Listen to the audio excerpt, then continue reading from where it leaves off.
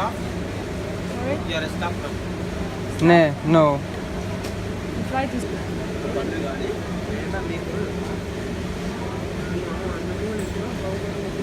Mettre du check-in qui a toute une file derrière lui. we booked a flight to Doha and to... On fait le au bout du monde. J'ai de nouveau espoir, merde. Non, je pense pas. Hein. Je pense qu'ils vont juste se rendre compte que... Ouais, que ça bug dans tous les côtés. Oui. Mout de couille. Mout de couille.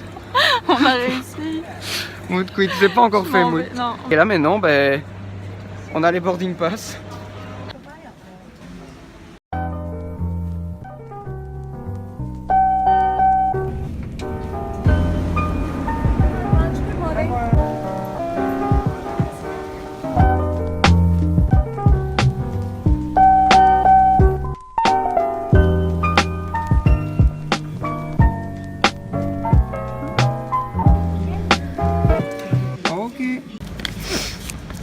Et ça, c'est les Riyal Qatari. Et alors, ils sont transparents.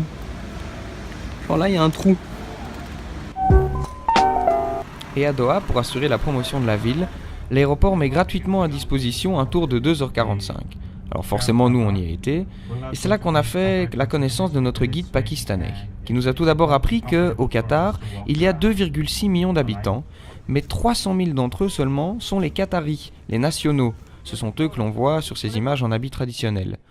Pour eux, c'est un petit peu l'État-providence. Ils ont accès gratuitement à tous les soins de santé, à l'éducation et aux universités, ne payent pas leurs factures d'eau, d'électricité et de téléphone. Ce sont pour eux tous ces buildings, ces boutiques de luxe et tous ces parcs incroyablement bien entretenus. Le reste de la population se partage entre les Occidentaux venus travailler au Qatar et qui sont très contents de faire leurs courses dans des carrefours climatisés et de vivre dans des buildings aux standings internationaux. Et puis tous les travailleurs des pays limitrophes qui viennent au Qatar parce que le salaire moyen est 3 fois plus élevé ici que chez eux. Alors généralement, ils se tuent au travail, ils travaillent 11 mois ici pour gagner un maximum d'argent et puis ne rentrent chez eux voir leur famille qu'1 mois par an. Sur ces images, on voit d'ailleurs que ce sont des nounous asiatiques qui gardent les enfants, pendant que les parents qataris se baladent en arrière-plan. Vous ne trouverez d'ailleurs jamais un Qatari babysitter. Et ces nounous ne portent pas le voile, parce qu'elles ne sont tout simplement pas musulmanes. Le tout cohabite dans une ville très étrange, une véritable oasis au milieu du désert, en plein boom, en perpétuelle construction, qui a connu son véritable essor après la Deuxième Guerre mondiale et la découverte des gisements de pétrole. Par contre, l'eau est rare, et s'échange 4 fois plus cher que le litre de pétrole. Alors le tour organisé c'était chouette, mais nous comme on est des thugs, on a décidé de descendre du bus et de voir par nous-mêmes.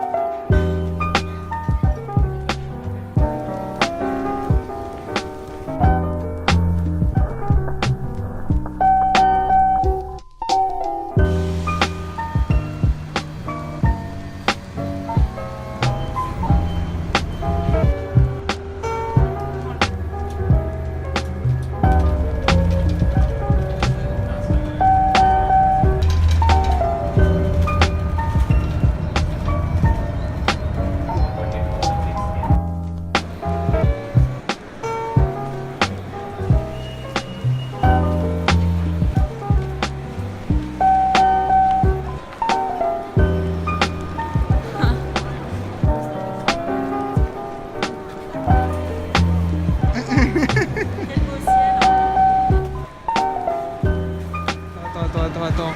Wait for it. Un parc d'attractions à l'intérieur. Oui, une grande roue dans un hangar. Qu'est-ce que tu vas faire, mon gars? Qu'est-ce que tu vas faire? Mais what the fuck?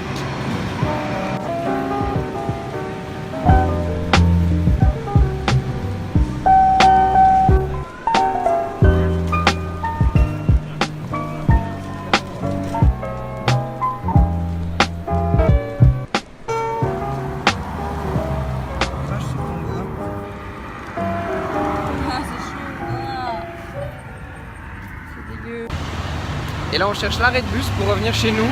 Mais ici, il y a des boulevards à 5 bandes et ils ont l'air un petit peu moins bien indiqués que dans notre chère et tendre capitale. Donc on est un petit peu perdu.